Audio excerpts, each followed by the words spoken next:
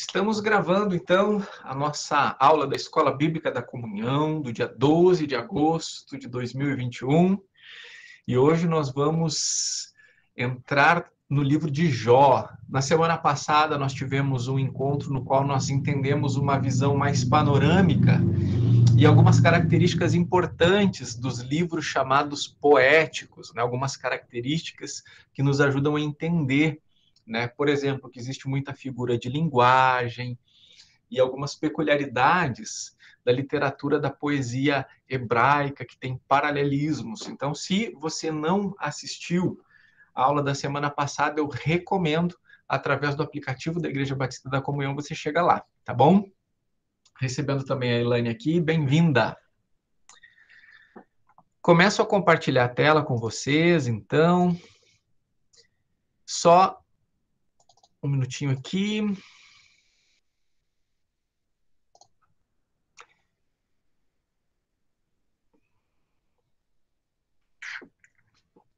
Quem é que conseguiu recentemente ler o livro de Jó? Certamente, o Áureo leu recentemente. Tenho certeza que terá um bom aproveitamento do que a gente vai falar hoje aqui. Um livro riquíssimo, riquíssimo, riquíssimo, riquíssimo, né? Mas certamente todos já lemos o livro em algum momento da vida. Então, agora a gente vai mergulhar na nossa visão panorâmica, tá? Então, Iob é o nome do livro em hebraico, que é o nome da principal personagem humana, que é Jó. E Jó tem um nome cujo significado é perseguido ou odiado. E isso combina, né, com a narrativa que se faz a respeito dele. Porque ele é perseguido. Ele é perseguido por Satanás, conforme a gente vai ver. Ele é perseguido por uma série de infortúnios.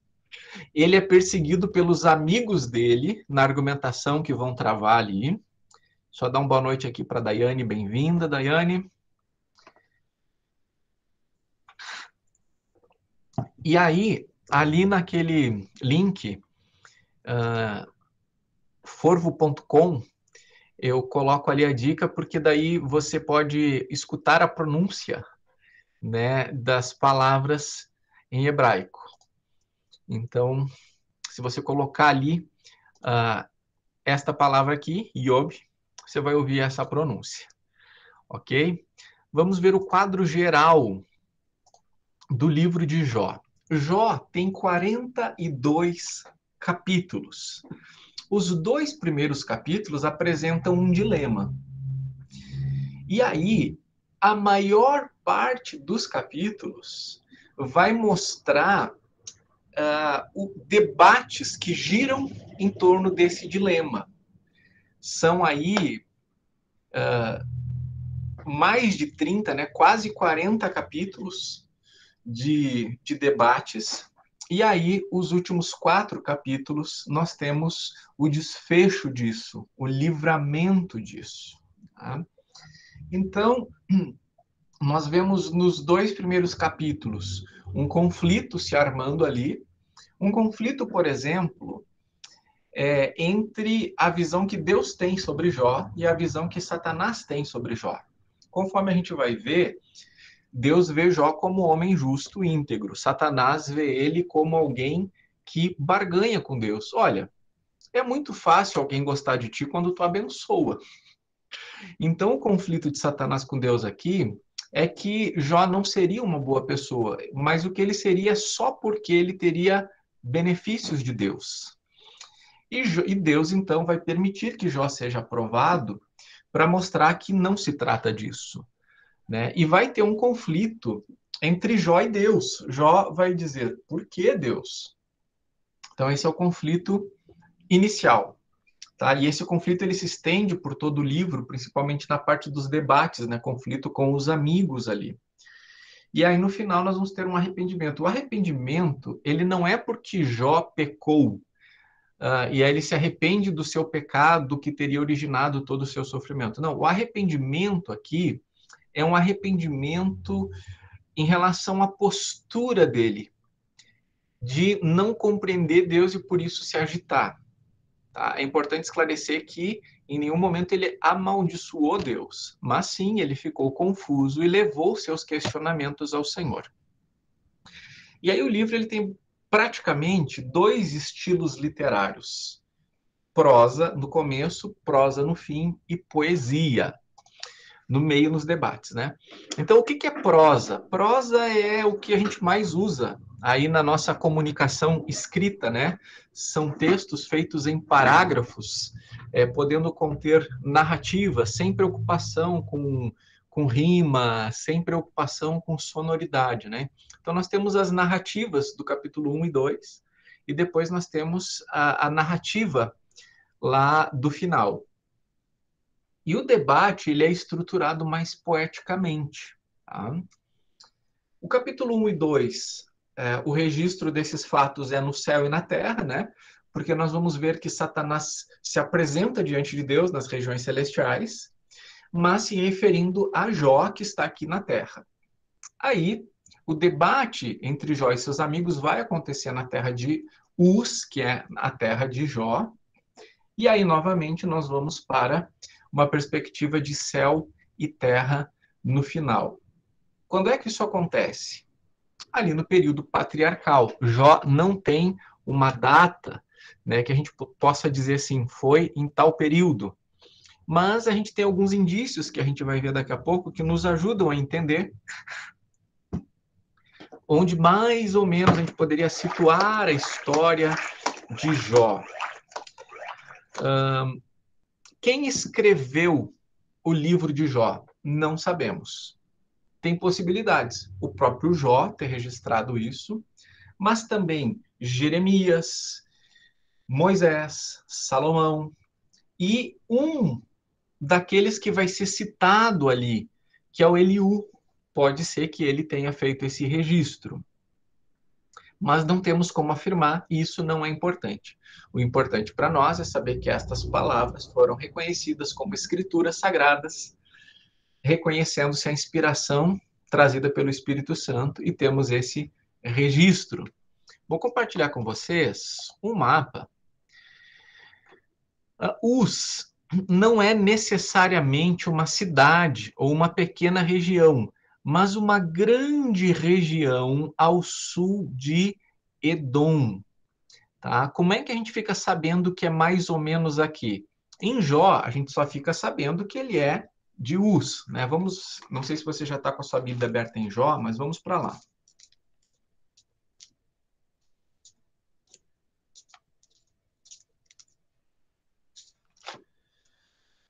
Jó, capítulo 1, versículo 1. Quem pode ler?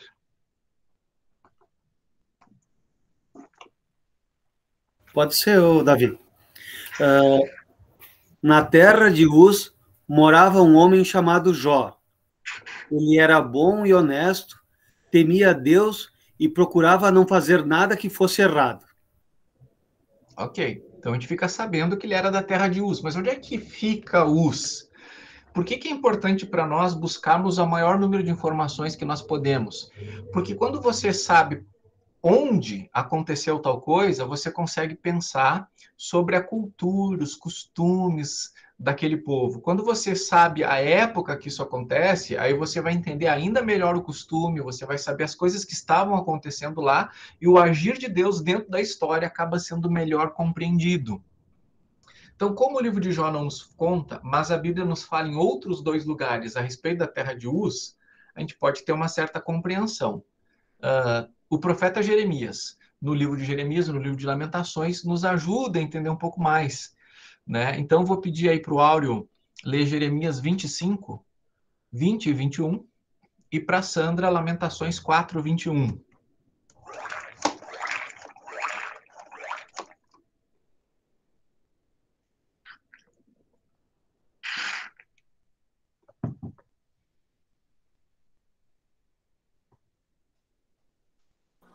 Você pode repetir, Davi? Jeremias?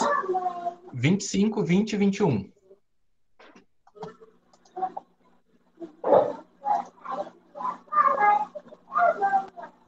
E todos os estrangeiros que lá residem, todos os reis de Uz, todos os reis dos filisteus, de Ascalon, Gaza, Ecrom e o povo que restou em Asdod, Edom, Moabe e os amonitas. É até o 25 que você falou? É o 21. Ok. Então, olha só, esse relato que o Áureo fez, ele está citando povos aqui dessa região, ó. Pode ler Lamentações, Sandra? Lamentações 4:21. Alegre-se e exulte, ó terra de Edom, você que vive na terra de Uz, mas a você também será servido o cálice, você será embriagada e as suas roupas serão arrancadas. Então, fazendo essa associação aqui, né, dessa região aqui com Edom. Então, para poder entender Jó, também é importante a gente procurar situá-lo no tempo. Nós não temos como afirmar que foi no período tal, só que tem alguns indícios, tá? Que nos levam a crer que foi no período patriarcal, naquele período dos grandes patriarcas, né, de Abraão, de Isaac, de Jacó, mas não necessariamente depois de Abraão, Isaac e Jacó, e nem necessariamente paralelamente a eles, talvez antes. Eu acho que antes. Eu acho que Jó viveu antes de Abraão. Por quê? Porque não temos uma genealogia que ligue Jó a ninguém. Então, se ele fosse algum patriarca que descendesse de Abraão, provavelmente em algum momento a gente ia receber essa informação, tá? Mas, lá em Jó 42:16, diz que depois daquilo que lhe aconteceu, ele viveu 140 anos e teve filhos e filhas, em dobro. Então, olha só, ele já tinha filhos, e ele já tinha filhos adultos, quando tudo lhe aconteceu. Então, vamos pensar que ele já tivesse ter aí uns 100 anos. E aí viveu mais 140. Então, viveu 200 e poucos anos. Então, isso não coloca ele lá naquele início lá, né, que aquelas pessoas viviam 700, 800, 900 anos, mas também não traz ele aqui para uma história dos reis de Israel, por exemplo, que ninguém já vivia 140 anos naquele período, né, muito menos 200 e pouco. Então, a gente tem que situar ele aqui mais ou menos no período patriarcal. Outra coisa, lê 1:3 aí alguém, Jó 1:3.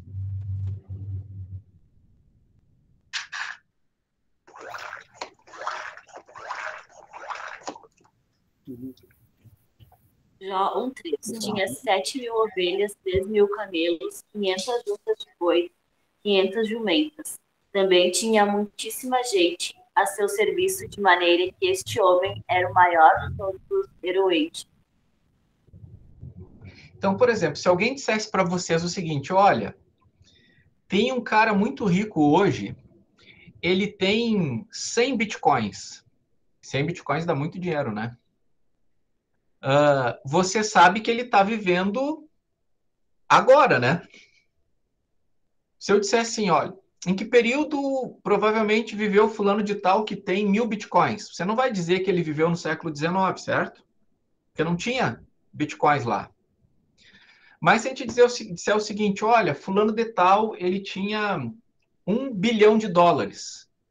Bem, ninguém tinha $1 bilhão no início da história americana. Então, tem que ser de um certo período da história americana para cá, para a gente poder situar essa pessoa. Se a gente disser que a riqueza da pessoa consistia em tantos quilos de ouro, a gente volta um pouco mais atrás. Só que, olha como é que o patrimônio de Jó nos é informado. De que jeito que o patrimônio de Jó nos é informado?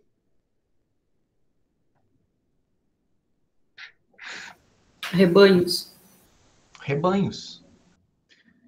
Então, quer dizer, isso é antes da circulação do ouro, da prata, da moeda. Então, a gente está situando a história de Jó num período bem anterior na história.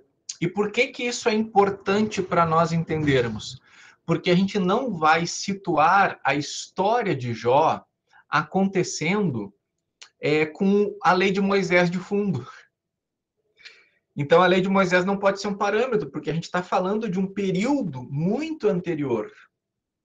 Inclusive, o Daniel ou a Thaís levantaram a mão, já dou a palavra. Inclusive, Jó oferece sacrifício pelos seus filhos, não é? Jó não poderia fazer isso se fosse dentro da lei de Moisés, porque somente os sacerdotes poderiam fazer isso. E aí, para alguém fazer isso, teria que estar o registro lá, que o fulano era filho de fulano, que era filho de fulano, e tinha que chegar em Arão. Se não chegasse em Arão, não poderia ser um sacerdote, né? Então, é um sacerdote anterior, como, por exemplo, Melquisedeque, no qual era aceito um sacrifício fora da aliança mosaica que viria bem mais para frente. Daniel ou Thaís podem falar.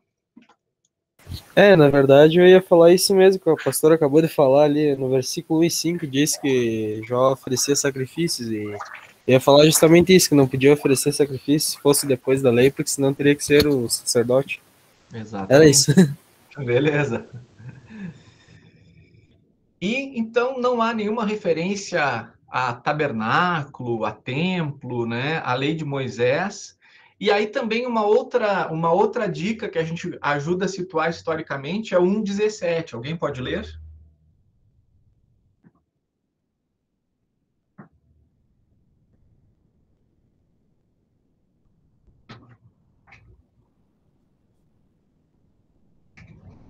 Enquanto este ainda falava, veio outro mensageiro e disse: os caldeus dividiram em 3 bandos, atacaram os camelos e os levaram embora. Mataram os servos a fio de espada. Só eu consegui escapar para trazer a notícia. Então, o que a gente já fica sabendo aí? Os caldeus já existiam como um povo, mas eles ainda não existiam como nação, eles eram beduínos nesse período aí. Eles eram como beduínos, eles se organizavam em bandos, faziam saques de animais, né? Não era conquista de terra. Então, eles eram um povo nômade nesse período aí. Então, não é nem tão cedo que os caldeus não existiam, mas nem tão tarde que os caldeus formassem uma nação organizada. Tá? Então, conseguimos fazer o recorte histórico de quando Jó, mais ou menos, acontece. E por falar em acontece, existem teorias que defendem que Jó não foi alguém que existiu, mas que Jó retrata uma história para contar uma lição que Deus quer transmitir. Poderia ser, Jesus mesmo contou histórias, como, por exemplo, as parábolas. Né? Quando Jesus fala parábolas, ele não está contando de coisas que aconteceram. Ele está criando uma história para, com a história, ensinar algo. Então, não seria nenhum problema se Jó fosse uma história através da qual Deus quisesse contar algo. O problema é dizer que uma coisa real é uma história. Apenas uma história. E, então, Jó precisa ser compreendido como algo que aconteceu. E como é que a gente fica sabendo que Jó aconteceu? E não é só uma história. Eu vou pedir para Elaine abrir Ezequiel 14 e ler o versículo 14 e 20. E vou pedir para a Lovane Tiago 5:11.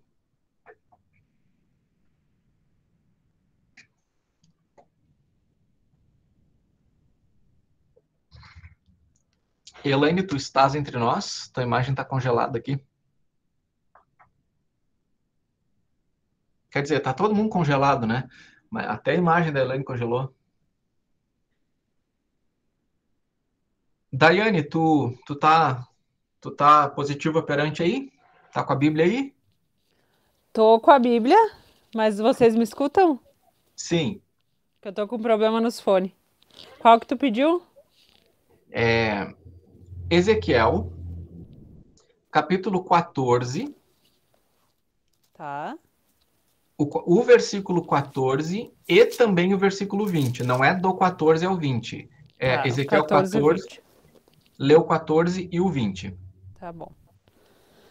Então alguns dos líderes de Israel me visitaram, e enquanto estavam sentados comigo, recebi esta mensagem do Senhor. É isso? Tu tá no 14? Ezequiel 14.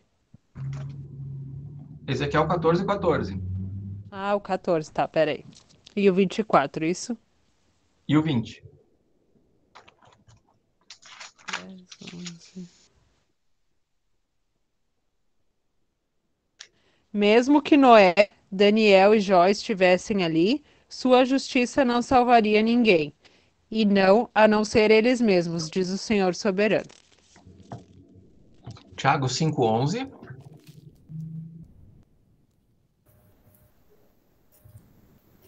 E nós achamos que eles foram felizes por terem suportado o sofrimento com paciência. Vocês têm ouvido a respeito da paciência de Jó e sabem como no final Deus o abençoou, porque o Senhor é cheio de bondade e de misericórdia. Então veja, aqui em Tiago está sendo usado o exemplo de Jó e o que Deus fez com Jó. Tá partindo do pressuposto de que aquilo aconteceu. E aqui, no Ezequiel que a Daiane leu, Jó está junto com outras pessoas. Está falando de Noé, Daniel e Jó. Está colocando eles na mesma categoria. Noé, Daniel e Jó. Então, se Jó não existiu, Daniel e Noé também não. Então, nós temos que pensar que toda a Bíblia, ou a maior parte dela, é um mito para ensinar algo e não uma narrativa. E a Bíblia é uma narrativa que contém poesias, que contém prosa, que contém tudo mais, mas aquilo que ela afirma que aconteceu, sem deixar claro que é uma história apenas para um ensinamento, de fato, aconteceu. Então, Jó, meus irmãos, foi um ser humano que existiu, e aquela história aconteceu daquele jeito, certo? Por que é importante, gente, eu frisar isso aqui, tá? Porque existe um ramo da teologia, ou um olhar sobre a teologia, que é chamado teologia liberal. E eles têm vários pressupostos. E quando você olha para histórias reais e você diz que aquilo não aconteceu, mas que tem uma lição a ser tirada, o que aconteceu fica menos importante e a lição fica mais importante. Só que se a lição ela fica mais importante, os nossos objetivos com o aprendizado acabam sendo mais importantes do que o que está sendo ensinado. É o que se chegou com o passar do tempo, de vez em quando eu conto para vocês, com um método de interpretação chamado Read Response, que é a resposta do leitor. Não importa o que o texto diz, importa o que eu entendo que o texto diz. E bem, se eu parto do pressuposto que aquilo aconteceu, isso me limita. Eu preciso saber o que aconteceu, entender o que aconteceu, aprender o que aconteceu. Mas se aquilo é só um mito, né, se é só uma história, eu vou entender que para cada período histórico existe uma lição diferente. E aí isso dá uma origem a um monte de confusão teológica, um monte de problema teológico, né? Então é um problema quando a gente alegoriza textos que são literais e quando a gente literaliza textos que são alegóricos. Jó não é uma alegoria. Jó é um fato real. Certo? Bueno. Jó, o livro de Jó, nos mostra que, diferentemente do que a gente pensa, as coisas do céu afetam a terra. Por que diferente do que a gente pensa? Porque as pessoas têm uma ideia de que o que acontece na terra afeta o que acontece no céu. Né? Tipo, como se o que eu faço aqui determina o que Deus vai fazer lá. E não é assim. O que acontece lá tem efeitos aqui. Quando lá em Efésios vai falar sobre a nossa luta, dizendo que a nossa luta não é contra a carne, né? Não é contra seres humanos, mas é contra os principados, potestades, falando sobre o mundo espiritual, está dizendo que o que tem que canalizar a nossa energia, a nossa atenção, é o que acontece lá no mundo espiritual, porque lá é determinante para o reflexo que vai ter aqui no mundo. E nós vamos entender, né, quem lê o livro de Jó sabe, que tudo que vai acontecer parte de uma conversa que acontece lá no céu, né? Vamos para o capítulo 1 de Jó.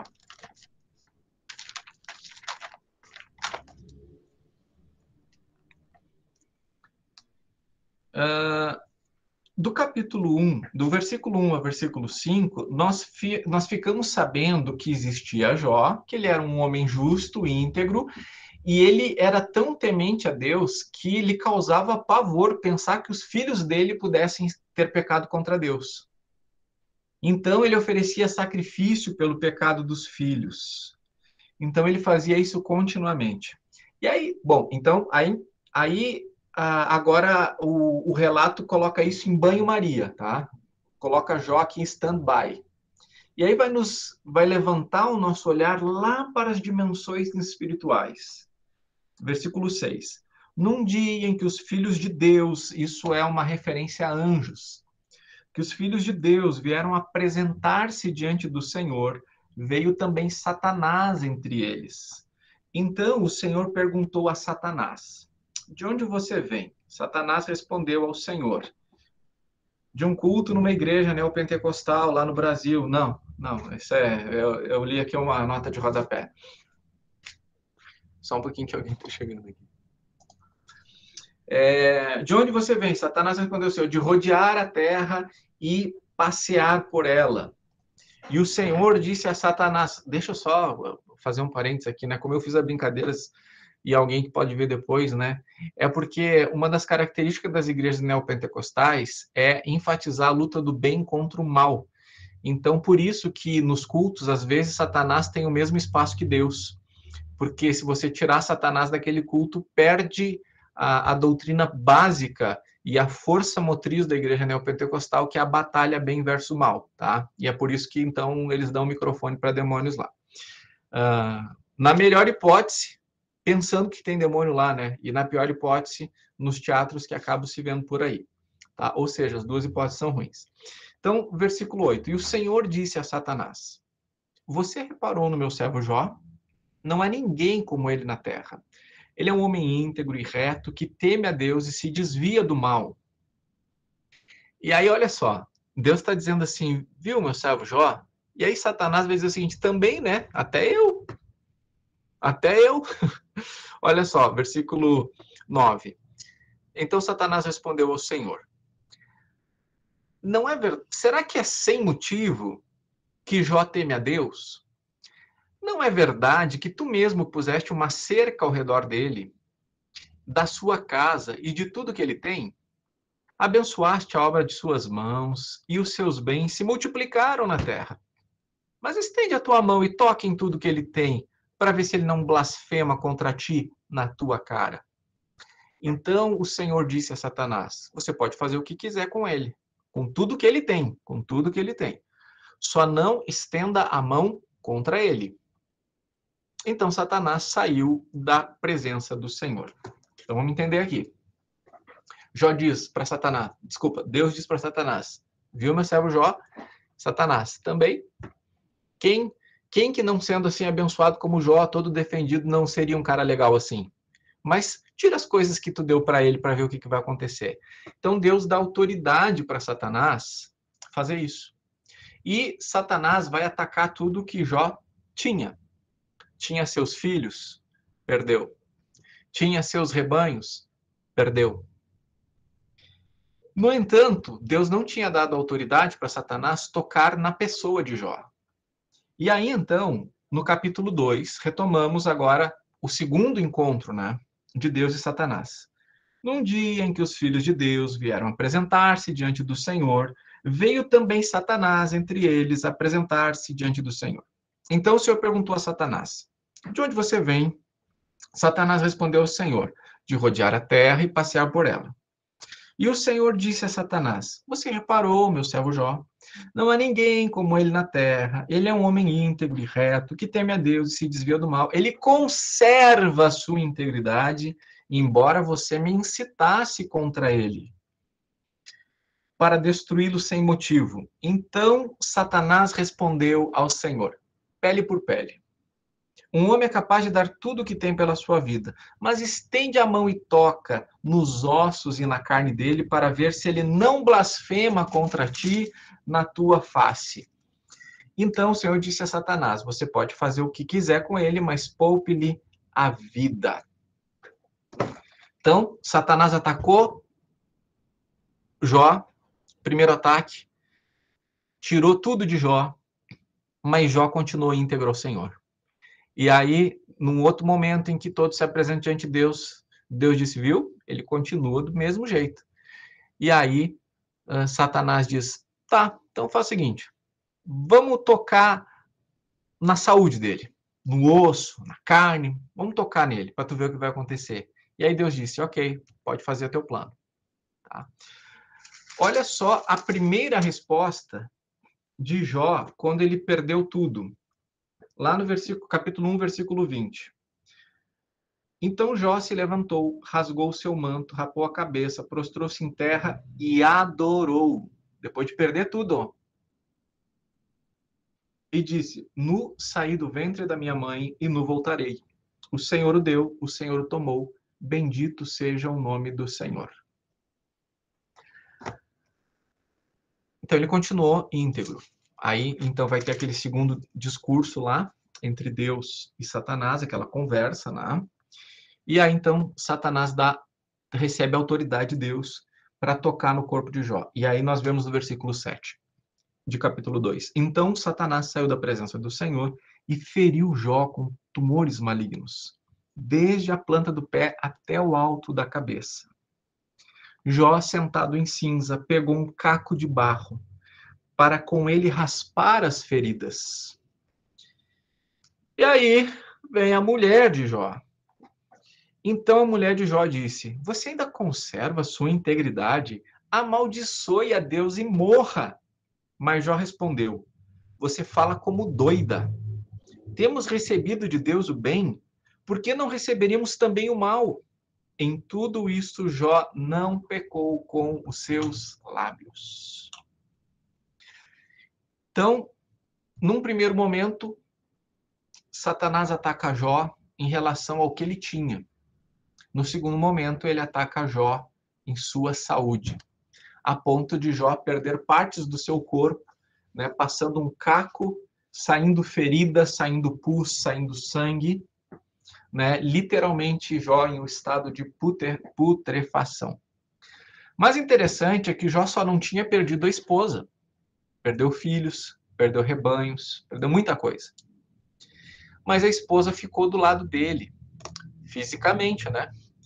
Porque quando Jó foi atacado por Satanás em sua saúde, a esposa dele disse, amaldiçoa Deus e morre. Amaldiçoa Deus e morre. E Jó disse para ela, olha, quando Deus nos dá o bem, a gente recebe.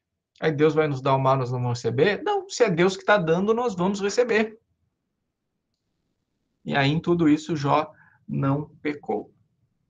E aí, meus amigos, meus irmãos, Jó vai receber um grupo de amigos que, num primeiro momento, vão fazer a melhor coisa que amigos podem fazer quando alguém está passando por uma dor.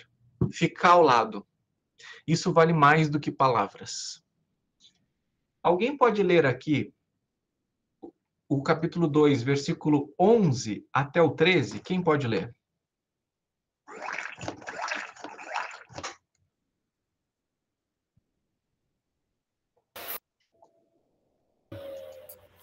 Jó tinha 3 amigos.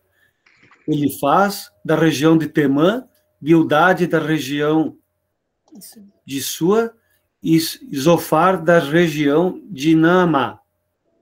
Eles ficaram sabendo das desgraças que haviam acontecido a Jó e combinaram fazer-lhe uma visita para falar de como estavam tristes pelo que havia acontecido e para consolá-lo. Até qual versículo, Davi? 13. De longe, eles não reconheceram Jó, mas depois, quando viram que era ele, começaram a chorar e a gritar. Em sinal de tristeza, rasgaram as suas roupas e jogaram pó para o ar e sobre a cabeça. Em seguida, sentaram-se no chão ao lado dele e ficaram ali 7 dias e 7 noites, e não disseram nada, pois viam que Jó estava sofrendo muito. Que momento lindo, né? Triste, dramático, mas lindo, porque os amigos de Jó, nesse momento, eles percebem o que está acontecendo e eles nem reconhecem Jó no primeiro momento, mas quando eles se dão conta que sim, é Jó, mesmo com toda a deformidade que eles podem encontrar agora, então eles começam a gritar e chorar.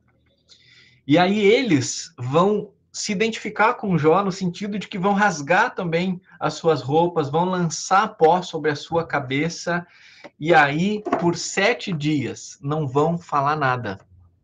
Vão estar ali com ele. Sabe quando diz, tô aqui, precisou, conta comigo. Se a história terminasse aqui, nós teríamos um bom exemplo sobre amizade. Tá? Qual é o problema? O problema é que, para Jó, a situação ainda não se resolveria, né? Porque a história está incompleta, por enquanto Jó só está sofrendo. Mas nós vamos ver que Jó vai abrir a boca. E quando Jó vai abrir a boca, vai mudar a postura dos amigos dele. Olha só, capítulo 3. Depois de 7 dias, então, que eles estão ali, ninguém está falando nada, né? Depois disso, Jó passou a falar. E amaldiçoou o dia do seu nascimento. Perceba, Jó não amaldiçoa Deus, mas amaldiçoa o dia do seu nascimento. Por que que eu fui nascer? E aí, gente, a gente tem que dar os descontos para o Jó, porque ele está sofrendo muito. Perdeu seus filhos. Patrimônio de menos, mas ainda assim era muito porque ele era rico. Mas perdeu todo o patrimônio, perdeu seus filhos, e agora ele está vendo o corpo dele apodrecer, e certamente isso não é um processo indolor. Mas não é só isso.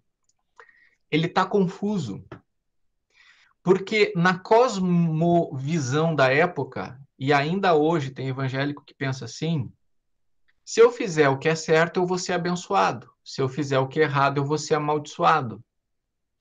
Então, como Jó era um homem íntegro, lembra? A própria Bíblia está registrando que ele era um homem íntegro. E quem é que está carimbando que ele é íntegro?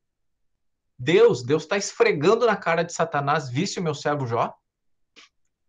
Não há ninguém tão íntegro quanto ele. E Jó sabe que é íntegro. Então ele está totalmente confuso, porque como posso ser íntegro e isso está acontecendo comigo? Porque a cosmovisão dele era essa. E aí então ele vai amaldiçoar o seu nascimento. No versículo 11 até o 19, né? Por que que eu não morri logo que eu nasci? E do versículo 20 ao versículo 26, ele vai dizer o seguinte, por que que o miserável continua vivo? Por que que já não morre de uma vez o miserável para ficar sofrendo aqui nesse mundo, né? Versículo 26, não tenho descanso, não tenho sossego, não tenho repouso, só tenho inquietação. Daiane, pode falar. Eu quero fazer uma pergunta aqui que eu até sublinhei ela, que eu vi várias vezes mais para o final. O que seria um Leviatã?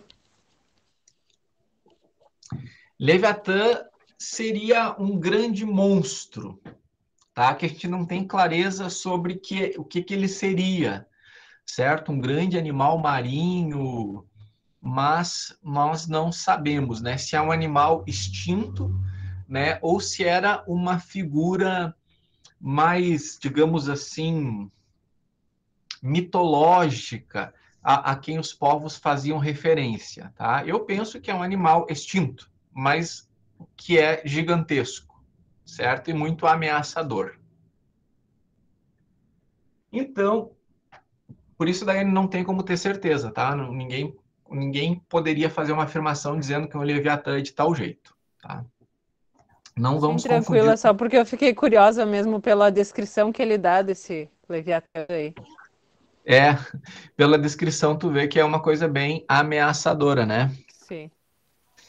Não vamos confundir com o Leviatã lá das Origens do Direito, né? Daqueles caras lá. Mas a ideia é que seria um animal marinho, tá? A tendência é que fosse um animal marinho. Então, os amigos de Jó estavam junto com ele, 7 dias, ninguém fala nada, eles estavam chorando, estavam com pena de Jó, só que daí vai dizer o seguinte, ó, por que que eu nasci? E tendo nascido, por que que eu não morri quando nasci? E por que que quando eu me tornei um miserável, eu continuei existindo? E não morri logo? Os amigos de Jó têm uma cosmovisão e uma teologia que é a mesma de Jó. A cosmovisão dessas pessoas, né, Bildade, Elifaz, Zofar, é a seguinte: se ele não pecou, ele não fica doente. Se ele pecou, ele fica doente. Ele está doente, logo ele pecou. E aí vai começar, então, uma sequência de tentativa dos amigos de Jó em provar para Jó que o que ele está sofrendo é culpa dele. Vou compartilhar a tela aqui mais uma vez.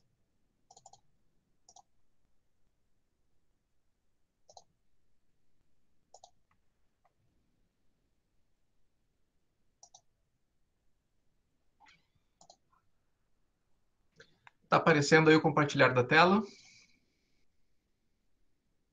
Tá. Nós vamos ter, gente, deste capítulo 4 até lá quase o capítulo 40, 3 ciclos de debate. Jó fala, Elifaz fala. Jó fala, Bildade fala. Jó fala, Zofar fala. E aí o segundo round, Jó fala, Elifaz fala. Jó fala e Bildade fala, Jó fala, Zofar fala. E aí nós vamos para um terceiro round, Jó, Elifaz, Jó, Bildade, Jó. No terceiro ciclo, Bildade está falando, Jó interrompe ele. E aí Bildade continua a falar e Zofar não fala. Tá? No terceiro round, Zofar não fala. E aí, então, Jó vai falar. Estes são 3 ciclos. Depois desse ciclo, vai entrar uma outra pessoa a falar, chamada Eliú. A maior parte do livro de Jó registra estes 3 ciclos de debate. Quero, antes de nós entrarmos no ciclo de debate propriamente dito, vermos que o livro de Jó é riquíssimo em sua composição literária.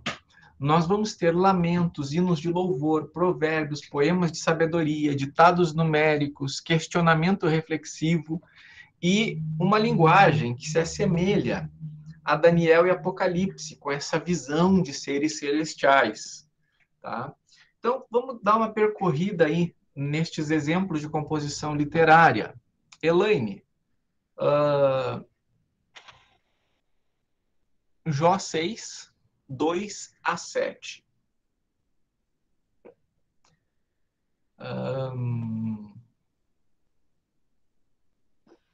Charlene,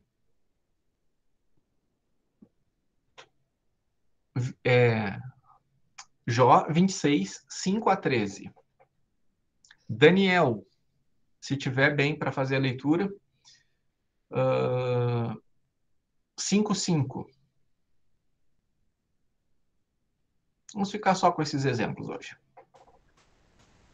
Então, Elaine.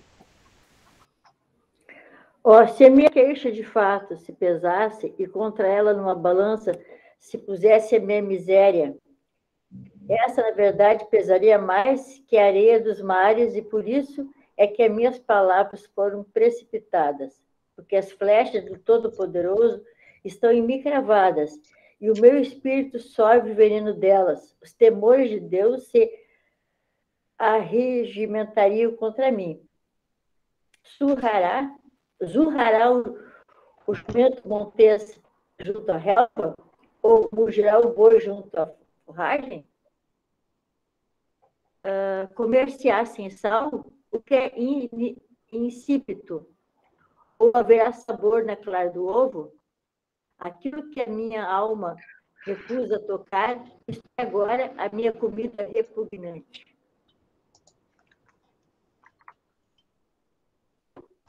Isso? Então, aí nós temos um exemplo de lamento. Próximo pode ler o texto. Os mortos tremem debaixo das águas com seus moradores. O mundo dos mortos está desnudo diante de Deus, e não há coberta para o abismo. Ele estende ao norte sobre o vazio e faz a terra pairar sobre o nada. Prende as águas em densas nuvens, e as nuvens não se rasgam debaixo delas. Encobre a face do seu trono, e sobre ele estende a sua nuvem. Traçou um círculo sobre a superfície das águas, no limite entre a luz e as trevas. As colunas do céu tremem e se expandem diante de sua ameaça. Com a sua força dominou o mar, e com o seu entendimento despedaçou o monstro Reabe. Pelo seu sopro o céu se aclarou, e sua mão feriu a serpente veloz. Obrigado. Próxima leitura. A sua colheita comerão os famintos, e a tirarão até de dentro dos espinhos, e os sedentos beberão a sua fazenda. Ok. Então, alguns exemplos aqui. Então, conforme eu tinha dito para vocês, nós podemos estruturar ou ver uma estrutura literária dividida em O Dilema de Jó, nos 2 primeiros capítulos, os debates de Jó com seus amigos, e, no final, o livramento de Jó. Os debates de Jó com seus amigos é algo que a gente precisa ter muito cuidado na compreensão. Primeiro, a intenção dos amigos de Jó é ajudar ele. É tentar fazer Jó entender o que ele não está entendendo, ou aceitar o que ele não está aceitando. Porque eles, muito bem intencionadamente, eles dizem, Jó, cara, Deus é bom. Se Deus está fazendo isso contigo, é porque tu merece. E se tu merece, é porque tem pecado em ti. E Jó vai dizer, mas então me mostra que pecado que eu tenho, porque daí eu me arrependo. E aí eles vão passar todos esses capítulos aí, nesse vai e volta, neles atacando Jó e Jó se defendendo. Então eles não estão atacando porque eles querem o mal de Jó, eles estão atacando porque eles querem que Jó reconheça que é mal, e Jó disse, não sou mal. Como é que eu vou reconhecer uma culpa que não é minha? Se eu tiver culpa, eu reconheço, mas eu não tenho essa culpa.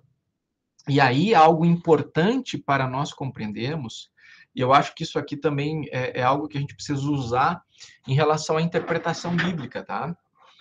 Porque, olha só, vamos abrir aqui, a gente já está em Jó, né? Vamos abrir aqui em Jó, capítulo 11.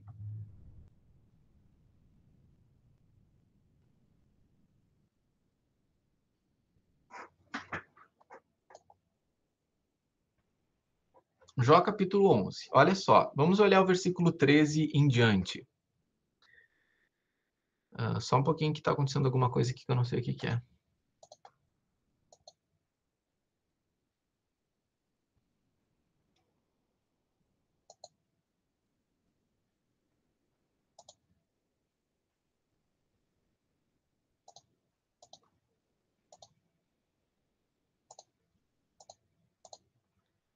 Porque na minha tela surgiu um negócio aqui, mas eu já estou voltando. Tá, voltei. Vamos ler o capítulo 13. Primeiro, vamos identificar quem é que está falando. É Zofar. Olha ali no capítulo 11, 1.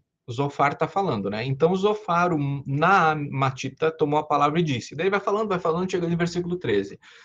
Se você dispuser o coração e estender as mãos para Deus, se lançar para longe a iniquidade de suas mãos e não permitir que a injustiça habite na sua tenda, então você levantará o seu rosto sem mácula, estará seguro e não temerá, pois você esquecerá os seus sofrimentos e só lembrará deles como de águas passadas.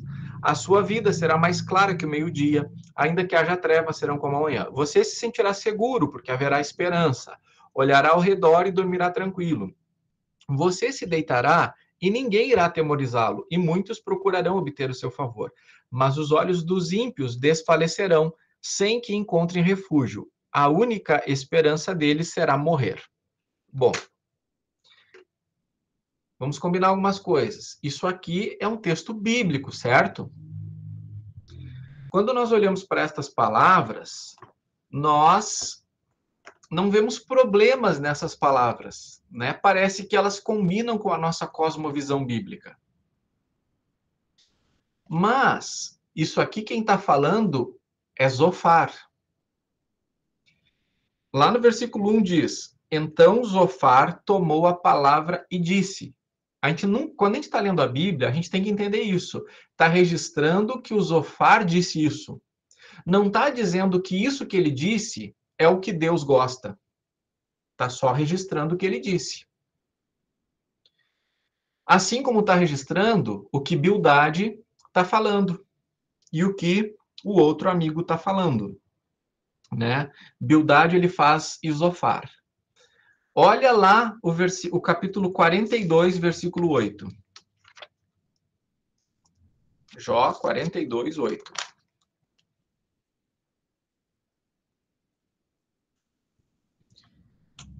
Na verdade, vamos ler o 7 e o 8. 42, 7 e 8. Depois que o Senhor falou estas palavras a Jó, o Senhor também disse a Elifaz o temanita, a minha ira se acendeu contra você e contra os seus 2 amigos, porque vocês não falaram ao meu respeito o que é reto, como o meu servo Jó falou. Já pensou? Tem várias coisas que esses caras falam que a gente acha legal, que a gente acha teologicamente correto, que a gente até gosta. Só que Deus está dizendo, vocês 3 não falaram o que é reto a meu respeito, como Jó, o meu servo, falou.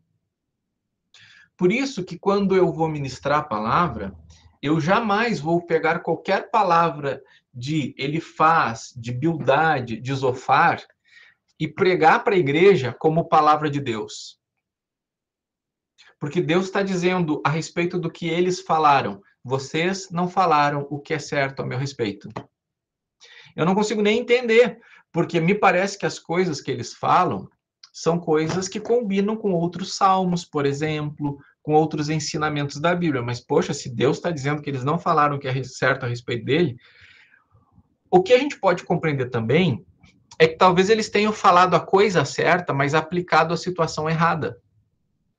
Então, eles podem até trazer algumas macro-verdades, mas não aplicaram na situação concreta de Jó.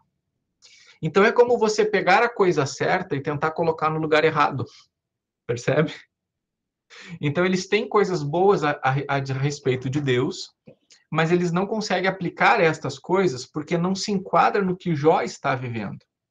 Então, nós temos que ter muita clareza que o que ele faz, o que Bildade e o que Zofar falam, Deus está dizendo, vocês não falaram o que é certo a meu respeito. Elaine? Sem áudio. Desculpa.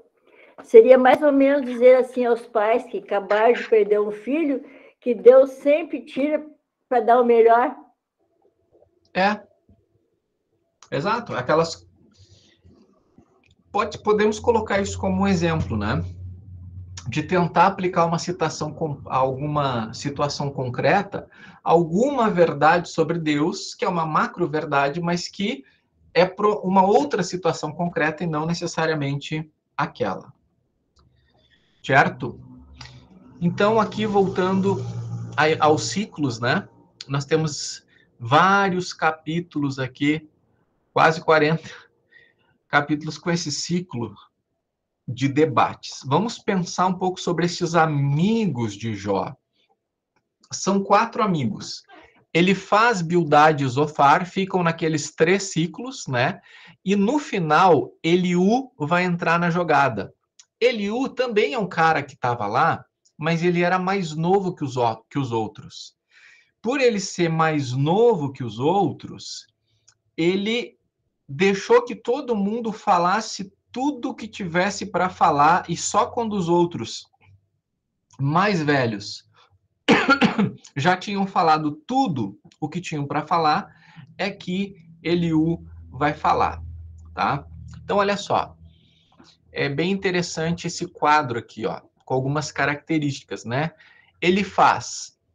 Tinha uma característica mais de teólogo, né? Ele traz mais coisas a respeito da pessoa de Deus. Ele confia na observação, na experiência, é ponderado na sua personalidade, tem uma voz filosófica. O argumento principal dele é: se você peca, você sofre. A advertência que ele traz a Jó é que somente os ímpios sofrem. E aí tem os versículos em que representa mais isso, né? Conceito de Deus: justo, castiga o ímpio, abençoa o bom. Significado do nome: ele faz, Deus é vitorioso. E aí tem o Bildade, que é mais historiador, faz um retrospecto e é bem legalista, né? Escreveu, não leu, pau comeu. Confia na tradição, é argumentador, tem uma voz histórica, né? Se ele faz disso, se você peca, você sofre, o Bildade, como um legalista, ele já aponta mais: olha, você deve estar pecando. Advertência a Jó: os ímpios sempre sofrem. Conceito de Deus: juiz, legislador impassível. O nome do Bildade significa filho da contenda. O nome de Zofar significa grosseiro, porque ele é moralista e dogmático. Ele pressupõe. Ele é rude, ele é áspero, ele tem uma voz ortodoxa e ele aponta o dedo diretamente: você está pecando. A advertência é que os ímpios têm vida curta, é irredutível e incompassível. O Eliú, que vai aparecer lá para o finalzinho de Jó, é um jovem teólogo intelectual. Ele confia na educação, é perceptivo, usa a lógica, Deus purifica e ensina. A advertência é: humilhe-se e submeta-se a Deus. Veja só, ele tem uma voz mais ponderada. Ele não está dizendo: Jó, tu é pecador, mas ele está dizendo: Jó, te humilha diante de Deus. E por isso que Deus vai repreender. Ele faz Bildade e Zofar, mas não repreende Eliú. Deus não assina embaixo do que Eliú diz, mas não repreende Eliú. Ele tem esse conceito de Deus como alguém que é um disciplinador, que é um mestre, e o nome Eliú significa ele é meu Deus. Tá? Então, nós temos estes ciclos aqui, de Elifaz, Bildade e Zofar. Então, Jó fala, Elifaz fala. Jó fala, Bildade fala. Jó fala, Zofar fala. Jó fala, Elifaz. Jó, Bildade. Jó, Zofar. Jó, Elifaz. Jó, Bildade. Jó, Bildade. Quando todo mundo diz tudo que tinha para dizer, aí é que vai entrar em ação o jovem Eliú. Só que vamos lá para o capítulo 27 de Jó.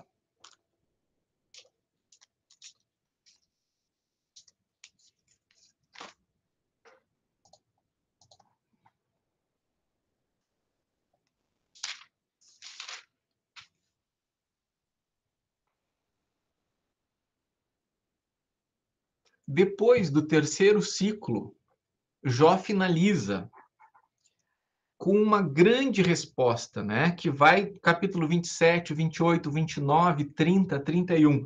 Cinco capítulos registrando aqui, né? Jó, do versículo 1 ao 6, do capítulo 27. Não abrirei mão da minha integridade.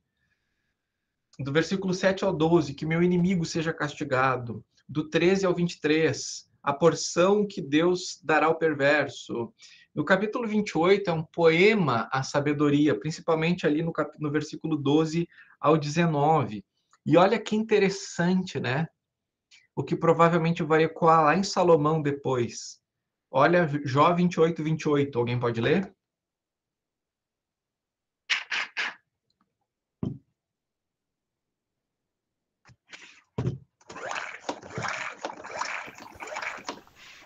E disse ao homem: eis que o temor do Senhor é sabedoria, e o apartar-se do mal, inteligência. Então, de onde é que a gente lembra, né? O temor do Senhor é a sabedoria. Então, não é impossível que Salomão, com esse eco que vem lá de Jó, ligando sabedoria e temor do Senhor. Pode falar. Provérbios 1:7, né, pastor? Uhum. Temor do Senhor é o princípio do conhecimento ou do saber, dependendo da versão. E aí, meus irmãos, no apanhado do que Jó falou, nós temos aí praticamente três questões com as quais Jó se debate, tá?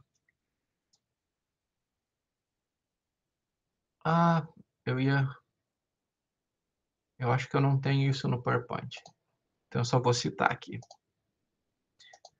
Três questões com a qual o Jó se debate. Lembre que Jó, em nenhum momento, ele amaldiçoa Deus, tá? Só que como aquilo não está fazendo sentido, ele questiona Deus. Tá? Olha só, ele não amaldiçoa, mas ele questiona Deus. São basicamente três questionamentos ou três queixas básicas. 1, Deus não me ouve. 2, Deus está me punindo. 3, Deus permite que os ímpios prosperem.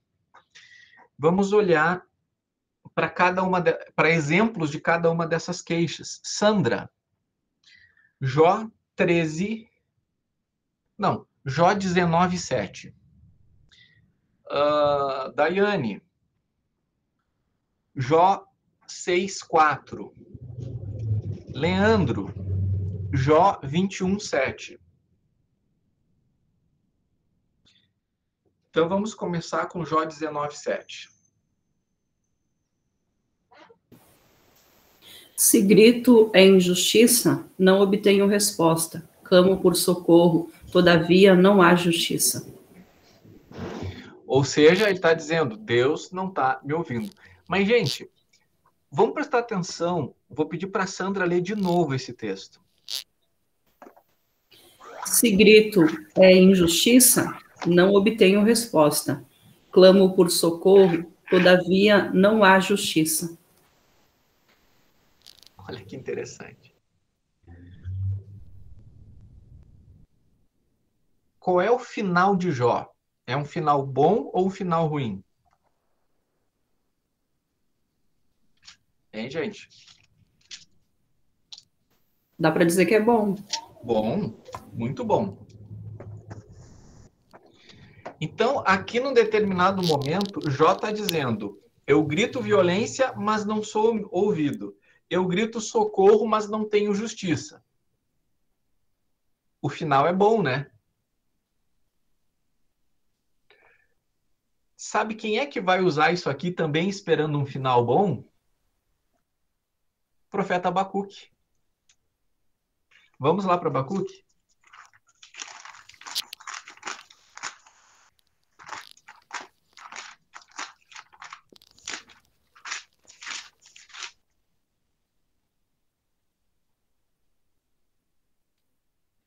Quem pode ler Abacuque 1, versículo 2?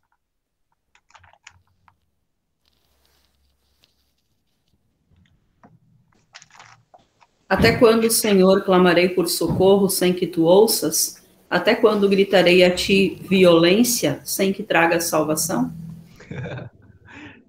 Viu o paralelo aqui? Jó, séculos antes, diz, tô gritando violência, mas não sou ouvido. Tô gritando socorro, mas não tá chegando justiça. E aí o final de Jó é um final bom. Então, quem é que vai esperar a mesma coisa, né? Quem que vai procurar usar o mesmo padrão? Abacuque. Abacuque também se vê numa situação complicada, que é a situação que o povo está dizendo, daí ele vai dizer, olha, Senhor, e eu?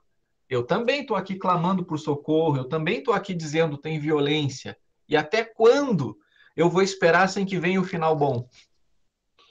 E aí, no final das contas, Deus vai dar um para de quieto e Abacuque vai dizer assim, o justo viverá pela fé.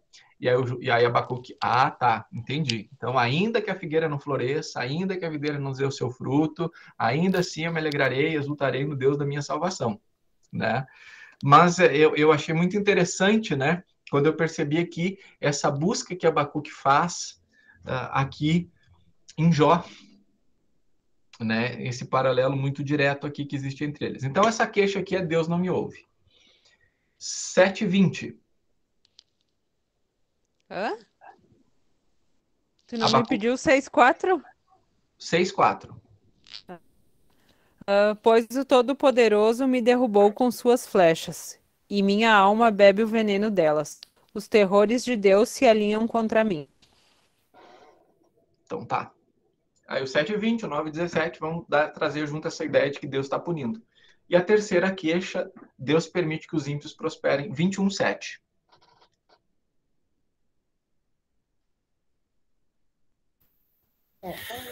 Por que será que os maus continuam vivos? Por que chegam ricos à velhice?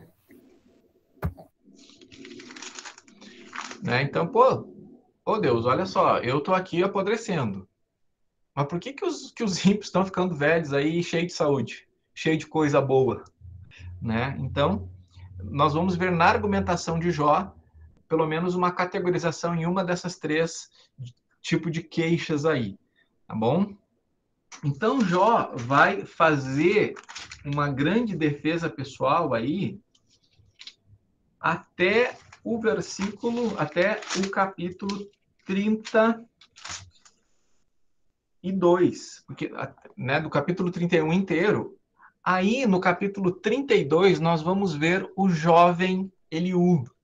Capítulo 32. Aqueles três homens pararam de responder a Jó, porque ele se considerava justo. Ou seja, eles viram assim, olha, não adianta, o Jó se acha justo, não tem nada que a gente possa dizer para convencer ele de que ele merece o que está acontecendo com ele. Versículo 2. Então se acendeu a ira de Eliú, filho de Baraquel, o Buzita, da família de Rão.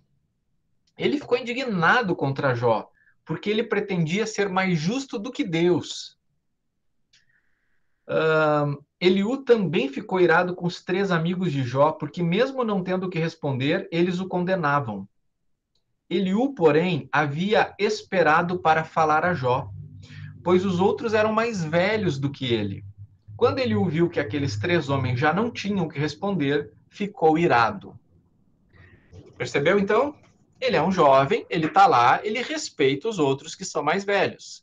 Então, enquanto os outros estão dizendo, Jó, tu merece o que está acontecendo? Jó, não mereço. Jó, tu merece? Não mereço. Jó, tu merece? Não mereço. Jó, tu merece? Não mereço. E aí, o Jó vai passar agora esses 5 capítulos dizendo, não mereço, não mereço, não mereço, não mereço. E aí, o Eliú vai ficar bravo com os amigos de Jó, pessoal, vocês não têm mais o que falar, mas estão indignados com o cara. Jó, tu tá dizendo que tu não merece. Ok, de repente tu não merece, mas do jeito que tu tá falando, parece que tu acha que tu é melhor que Deus. E aí, então, Eliú vai falar muitas coisas, né? Então, olha aqui, no versículo 6, né? Então Eliú, filho de Baraquel, Buzita, tomou a palavra e disse, eu sou de menos idade, vocês são idosos. Por isso tive receio e fiquei com medo de dar a minha opinião. Pensei, que falem os que têm mais idade, que a multidão dos anos ensine a sabedoria. Na verdade, há um espírito no homem e o sopro do Todo-Poderoso lhe dá entendimento. Os de mais idades não são os sábios, nem são os velhos que entendem o que é reto. Por isso eu digo, escutem o que eu vou dizer e também eu darei a minha opinião. E aí lá vem ele dando a sua opinião. Vai falando, vai falando, vai falando. E aí, capítulo 34. E Eliú disse mais. E continua falando, continua falando, continua falando. E aí, capítulo 35. Eliú disse ainda. E continua falando, continua falando, continua falando. Capítulo 36. Eliú seguiu falando. Vai falando, vai falando, vai falando, né? Então, veja só. Os outros, eles vão ter aqueles 3 ciclos de debate com Jó. Eliú se segurou. Mas quando eles falaram tudo que ele tinha para dizer, quando o Jó tinha tudo para dizer, ele vai falar tudo que ele tinha para dizer agora.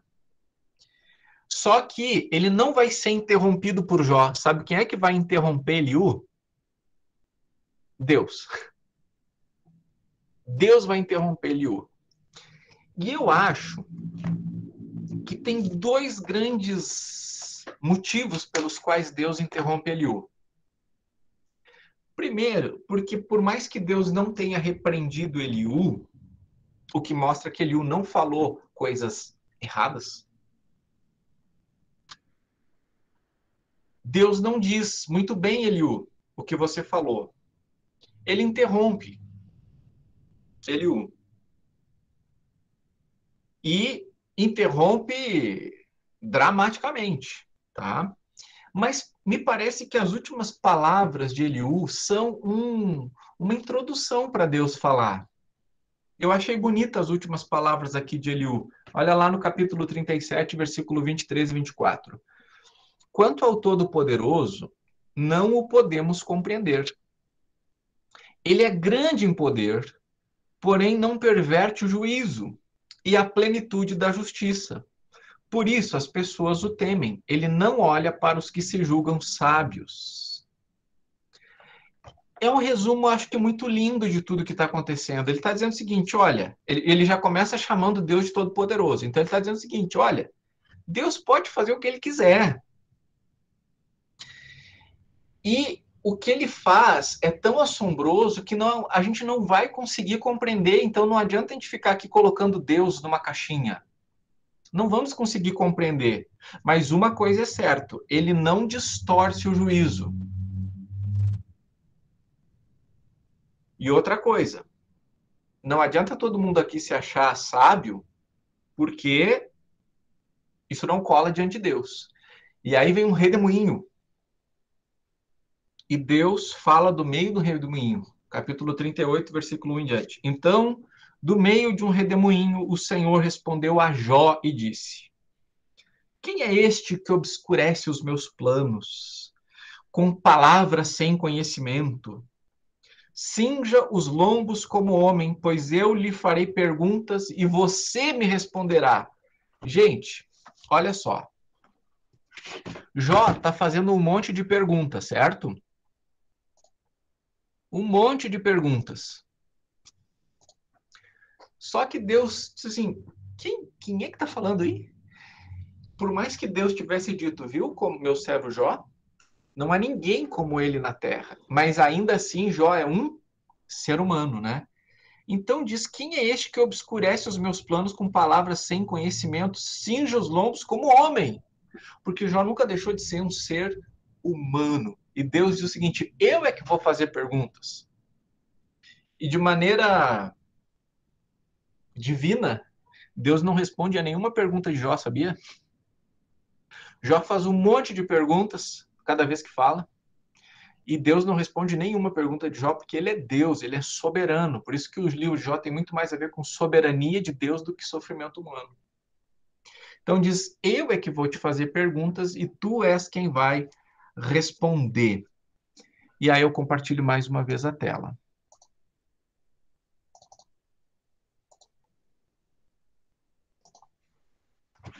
Nós vamos ter 2 discursos de Deus e 2 rápidas respostas de Jó.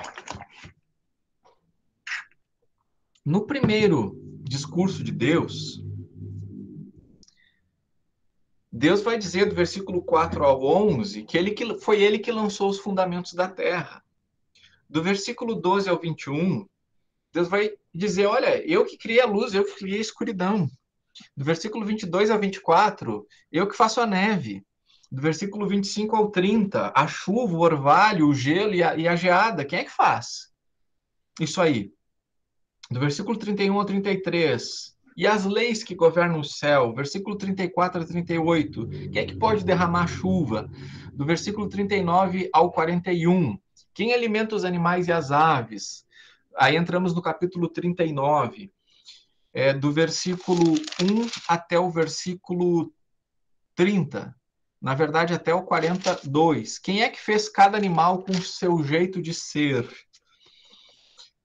Então, Deus está dizendo o seguinte, são perguntas retóricas, né?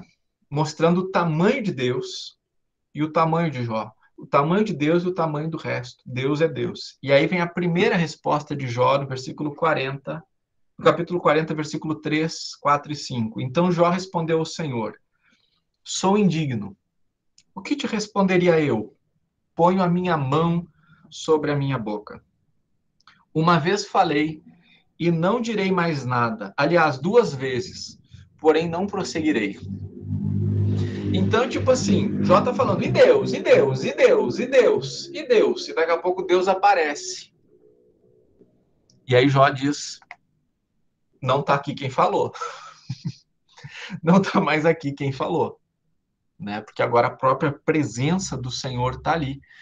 Então, nesse primeiro discurso, Deus mostra o seu poder e a sua sabedoria como criador e preservador do mundo físico e animal. Ou seja, tem um governante presente aqui, Jó.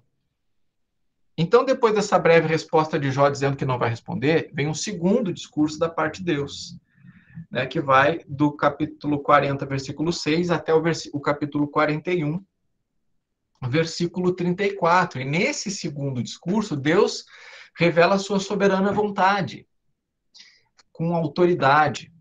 Então, ele vai desafiar Jó com duas ilustrações do seu poder em controlar o incontrolável, né?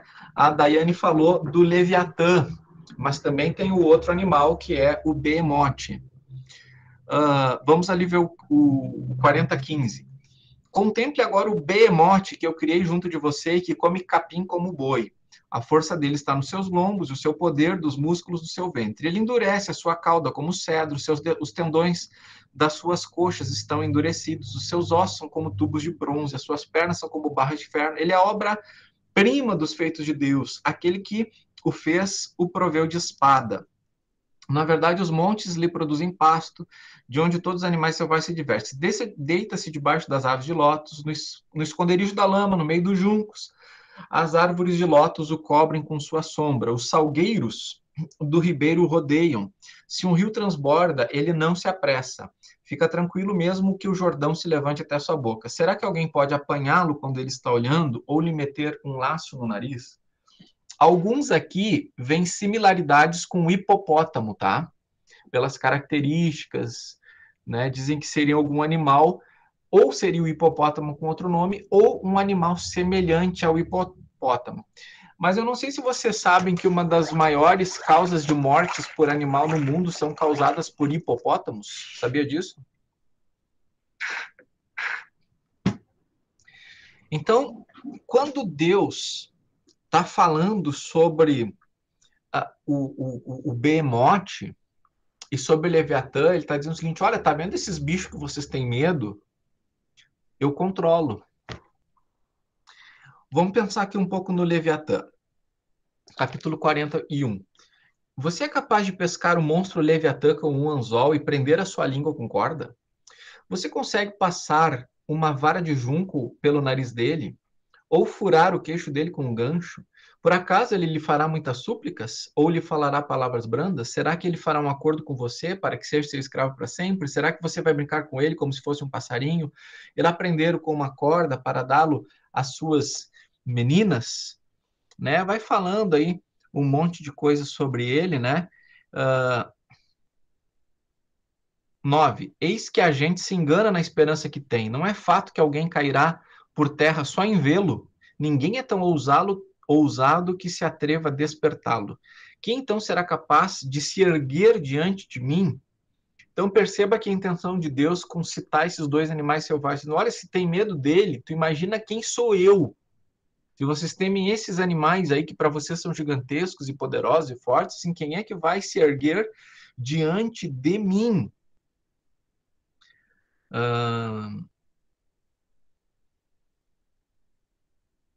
Eu só quero achar aqui um versículo. Pode falar, Sandra. Em algumas igrejas pentecostais associam esse Leviatã com algum demônio, né? Deve ter ouvido falar já. Ah, sim. Sim. Mas olha só uma característica aqui, tá? Porque ele também é tido como dragão do mar.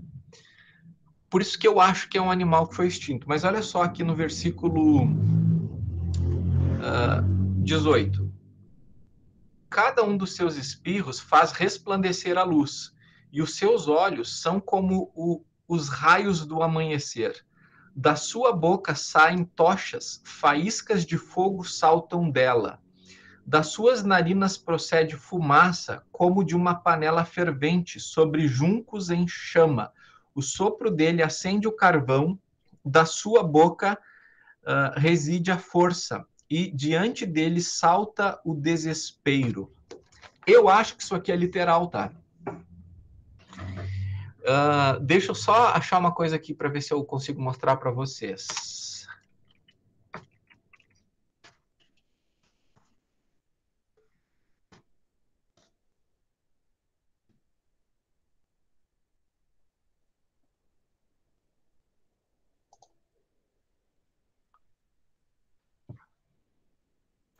Achei. O Leviatã, ele é meio parecido com aquela serpente, aquele dragão chinês.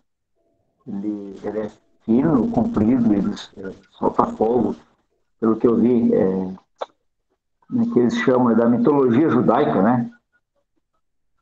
É muito parecido com aquele dragão chinês, aquele modelinho lá que parece uma cobra, né?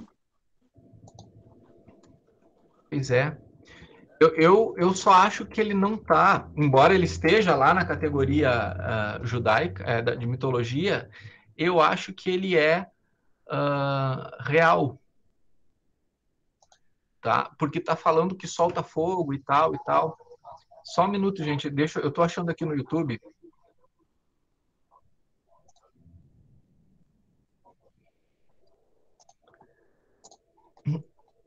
Deixa eu parar aqui. Eu não sei se vocês sabem que tem um camarão que ele tem um raio sônico, que é uma espécie de raio laser, que ele mata as presas dele com um raio. É um estalar que ele faz com as patinhas que gera uma frequência sônica absurdamente, assim, de maneira que ele seria considerado, se não um dos animais mais poderosos que existe na face da Terra, comparando o tamanho dele, né? Porque os animais que tiverem num determinado período dele morrem na hora com isso. Deixa eu compartilhar a tela aqui para vocês verem. Só um minuto. Vai ficar sem som, provavelmente não vai conseguir som, mas o vídeo vai dar para ver.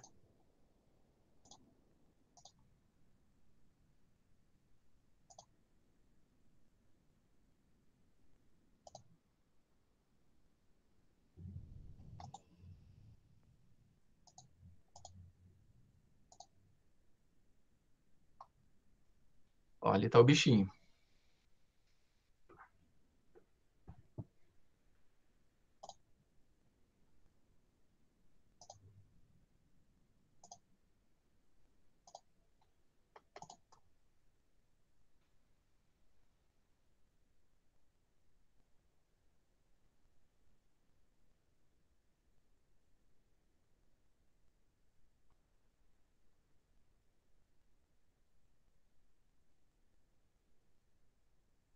Ó, ele faz aquilo ali com a garra, e aí tem aquela explosão. Ele tá vendo a explosão? É que eu acelerei 2 vezes o vídeo. E aquela explosão vai lá e mata na hora o bicho. O bicho é quase cozido na hora com aquilo ali. Então, depois, se você quiser dar uma pesquisada melhor aí no Pistol Shrimp, né? Camarão pistola. Então, ele emite um raio. Tá? Então, se tem um camarão que emite um raio, eu acho totalmente viável, historicamente falando, que tenha existido esse Leviatã que fazia com que da sua boca saísse isso que fazia as coisas pegarem fogo, tá? Mas, inclusive, não sei se não foi ele que acendeu a lareira ali do Leandro e da Lovane que tá pegando fogo lá, né? Tá bom, gente? Então, mas isso é só, assim, a título de especulação, tá bom? Só estou mostrando para vocês que existe na natureza um camarão que emite raios. Então, se existe na natureza um camarão que emite raio, pode ter existido um bicho que tenha emitido coisas que faziam as coisas pegar fogo, tá? Bem, estamos nos encaminhando aqui para o final do nosso tempo e eu quero observar a maneira como Cristo está retratado aqui no livro de Jó. Vou pedir a Thaís que leia Jó 19, 25 a 27. E ao Daniel, João 12, 32. A Elaine, Romanos 11, 26.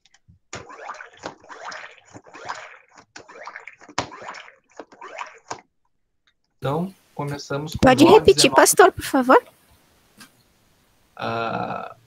Jó 19, 25 a 27. E o do Dani? É João 12:32. Tá. Então, Jó 19, 25 ao 27. Porque eu sei que o meu Redentor vive e por fim se levantará sobre a terra. Depois revestido este meu corpo da minha pele e minha carne verei a Deus. Eu o verei por mim mesmo, os meus olhos o verão e não outros. De saudade o meu coração desfalece dentro de mim. Então, um redentor sobre a terra, né? João 12:32. E eu, quando for levantado da terra, todos atrairei para mim. Então, Jesus, levantado da terra. Romanos 11:26. E assim todo Israel será salvo, como está escrito. Virá de Sião o libertador, e ele apartará de Jacó as impiedades. Para libertador também cabe a tradução, como existe em algumas versões, redentor. Então, este redentor de quem Jó tem saudade, né, que é uma maneira de dizer por quem ele anseia, que vem sobre a terra, é Jesus. Isso aqui já é uma linguagem, já é um clamor da alma por Jesus que vem sobre a terra, é levantado da terra e é o grande Deus redentor. Mas é interessante que Jó também, ele clama por um mediador. Ele diz, puxa, se tivesse alguém entre eu e Deus que pudesse fazer o meio de campo aqui, né? Então, olha só, vou pedir para a Sandra, Jó 9:33, para a Charlene, Jó 33:23, e para a Daiane, 1 Timóteo 2:5.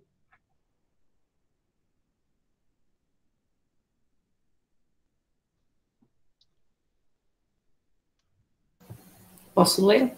Uhum. Jó 9:33. Se tão somente houvesse alguém para servir de árbitro entre nós, para impor as mãos sobre nós dois, alguém que afastasse de mim a vara de Deus, para que o seu terror não mais me assustasse. Lembra que o povo de Israel, quando ele vê Deus lá no monte dando a lei para Moisés e tem toda aquela fumaça, todos aqueles raios, todo aquele fogo, o povo diz assim, Moisés, fala tu com Deus, nós temos medo, a gente não quer morrer, então fala tu com Deus. Então, nós vemos aqui Jó dizendo o seguinte, olha, a mão de Deus é muito pesada, eu preciso de alguém entre nós aqui. Depois o povo de Israel vai dizer assim, Moisés, entre nós e Deus fica no meio. Mas lê também agora quem ficou de ler o 33:23. Se com ele houver um anjo intercessor dos milagres para declarar ao homem o que é certo. Cortou, Então, Charlene, pode ler de novo do início? sim. Se com ele houver um anjo intercessor, dos milagres para declarar ao homem o que é certo. Então, tipo assim, né? Um anjo intercessor aqui, que traga de lá para cá e tal. E aí, então, nós ficamos sabendo com a revelação completa no Novo Testamento, que está registrado em 1 Timóteo 2:5.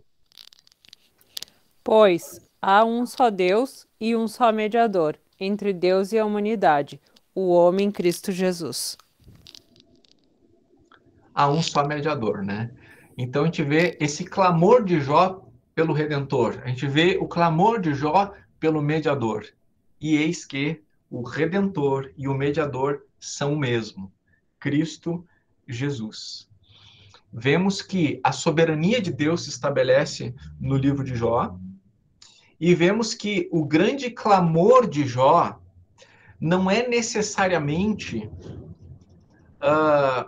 por ter de volta o que ele perdeu, mas por ter algo da parte de Deus que ele sente que está faltando. E ele entende de alguma maneira que alguém precisaria trazer isso de Deus. Então nós vemos no livro de Jó, sem que isso esteja escrito com todas as letras, um clamor pelo Redentor, um clamor pelo mediador, porque é ele que vai fazer as coisas terem sentido, é ele que vai resolver as coisas, é ele que vai harmonizar a relação entre Deus e os seres humanos, e esse alguém é o Senhor Jesus. Ok? Bem,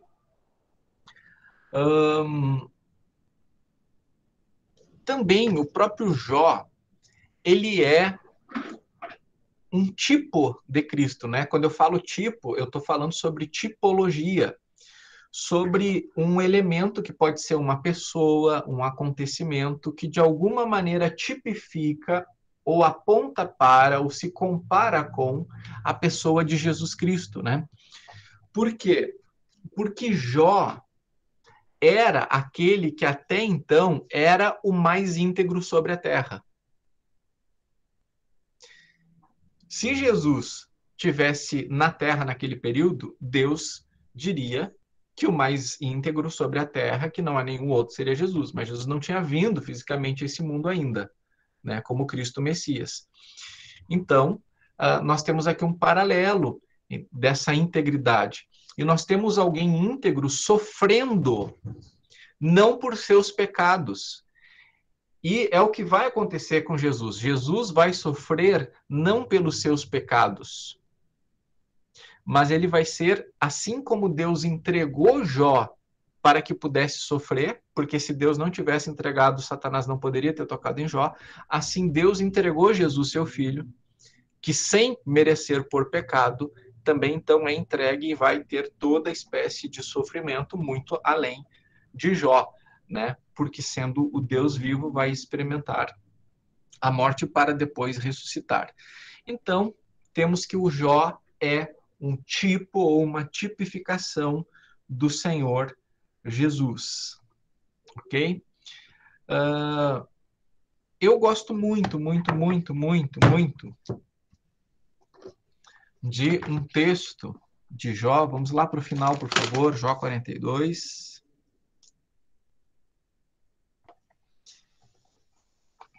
Na verdade, tem algumas coisinhas que eu quero ressaltar aqui, mas que eu acho que, para mim, são grandes chaves. Que Deus não faz nada fora do tempo e tudo que ele faz tem propósitos encadeados, né? Então, nós sabemos que lá no início da história, Jó perde bens e saúde. Mas Jó é fiel e não amaldiçoa a Deus. Mas nós vemos que Deus dá uma margem para que a gente apresente os nossos questionamentos e as nossas confusões. E aí, então, como Jó não vai pecar contra Deus o amaldiçoando, Deus vai, ao final, tendo provado para Satanás que sim, pode haver integridade, que é sui generis daqui, porque a gente não vai ter mais ninguém na Bíblia retratado como Jó, né? Só alguém melhor do que ele, que é Jesus. Mas olha que interessante. Deus, eu já tinha mostrado para vocês, ele vai repreender os amigos de Jó, dizendo o seguinte: vocês não falaram o que era certo a meu respeito, como o meu servo Jó falou. Então agora vocês vão lá para Jó e peçam para Jó interceder por vocês. Está aqui no capítulo 42, versículo 7. Depois que o Senhor falou estas palavras a Jó, o Senhor disse também, ele faz tenamita. Já lemos, né? Versículo 9. Então ele faz o temanita, Bildade, os Uita e Zofar, o Namita, foram e fizeram o que o Senhor lhes havia ordenado. E o Senhor aceitou a oração de Jó, porque Jó, então, orou pelos amigos dele, né? Eu não sei como é que foi essa oração, né? O que Jó deve ter dito para Deus, mas fico só eu imaginando aqui, ó, Deus, esse pessoal me atazanou. Quando eles vieram e ficaram quietinhos, estava tão legal. Mas aí eu fui dizer o que eu estava sentindo, eles me atiraram tantas pedras, mas Deus, né? Perdoa esse pessoal aí, né? A intenção deles era boa. Aqui são só conjecturas, né? Mas abençoa, perdoa e tal, e aí Deus vai perdoar os amigos. Mas olha só o versículo 10. O Senhor restaurou a sorte de Jó quando este orou pelos seus amigos, e o Senhor lhe deu o dobro de tudo que tinha antes. Então vieram a ele todos os seus irmãos, todas as suas irmãs e todos os que haviam conhecido antes, e comeram com ele em sua casa. E se condoeram dele, o consolaram por todo o mal que o Senhor tinha enviado sobre ele. E cada um lhe deu dinheiro e um anel de ouro. O Senhor abençoou o último estado de Jó mais do que o primeiro, ele veio a ter 14.000 ovelhas, 6.000 camelos, 1.000 juntas de bois e 1.000 jumentas. Então teve outros 7 filhos e 3 filhas. A primeira filha deu o nome de Gemina, a segunda chamou de Késia, a terceira Queren-Apuque. Em toda aquela terra não havia mulheres tão bonitas como as filhas de Jó. E o seu pai lhes deu herança entre seus irmãos. Depois disso, Jó viveu mais 140 anos, viu seus filhos e os filhos de seus filhos até a 4ª geração, e assim Jó morreu após longa velhice. Mas olha que interessante essa informação do versículo 10, né? Qual é o momento em que Deus restaura a sorte de Jó? No momento que Jó está orando pelos seus amigos. Eu acho isso aqui muito lindo e muito significativo da parte de Deus, que mostra o grande valor que tem para Deus quando alguém não pensa só em si mesmo. Porque na situação de Jó, né? Quem não pensaria só em si mesmo? Mas Jó vai interceder pelos caras que passaram dias e dias acusando ele. E aí Jó intercede por eles, e é nesse momento significativo que Deus transforma a situação de Jó. Mas eu quero finalizar da minha parte aqui com a resposta que Jó dá para Deus, ali no versículo 1 a 5. Então Jó respondeu ao Senhor e disse: bem sei que tudo podes, e nenhum dos teus planos pode ser frustrado. Tu perguntaste, quem é este que sem conhecimento encobre os meus planos? Na verdade, falei do que eu não entendia. Coisas que são maravilhosas demais para mim, coisas que eu não conhecia. Disseste, escute porque eu vou falar, farei perguntas e você me responderá. Eu te conhecia só de ouvir, mas agora os meus olhos te veem. Por isso me abomino e me arrependo no pó e na cinza. Gente amada do meu coração, Jó diz assim, Deus, eu falei muita coisa, porque na verdade eu não entendia. A minha cosmovisão não estava sendo suficiente para dar conta de tudo que estava acontecendo comigo, mas aí tu começou a falar, as coisas começaram a fazer sentido para mim. E antes disso tudo, eu te conhecia de ouvir falar, mas agora meus olhos te veem. Agora eu estou te vendo no concreto da minha vida. E quando Jó diz antes, eu não te conhecia. Quer dizer, eu só te conhecia de ouvir. Mas agora meus olhos te veem. Antes do quê? Antes do sofrimento e antes da intervenção de Deus. Então, muitas vezes, Deus ainda age desse mesmo jeito. A gente ouve de Deus, a gente ouve falar de Deus, mas nós não o conhecemos. Então, Deus permite que algumas coisas aconteçam conosco.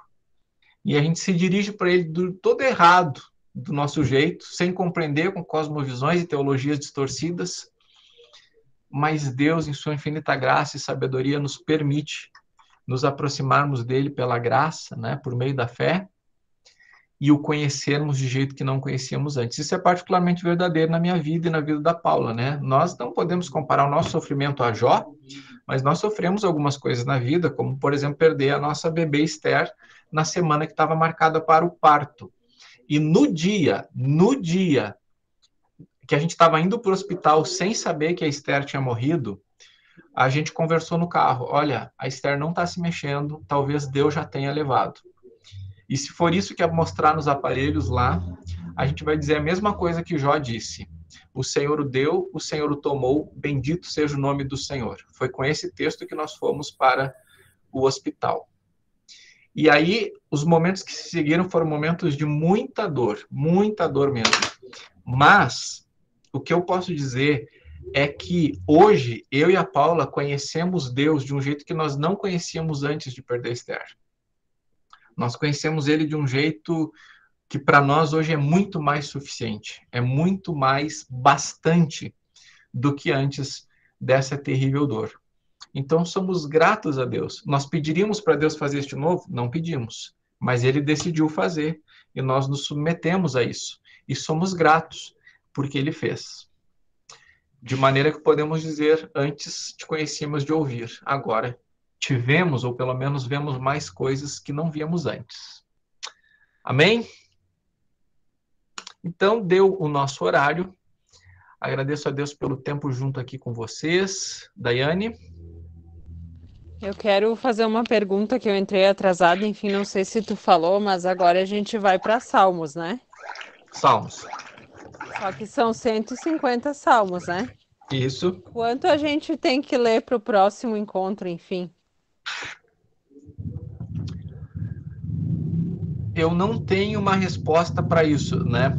Eu tentei pensar aqui se fizesse uma seleção de salmos, mas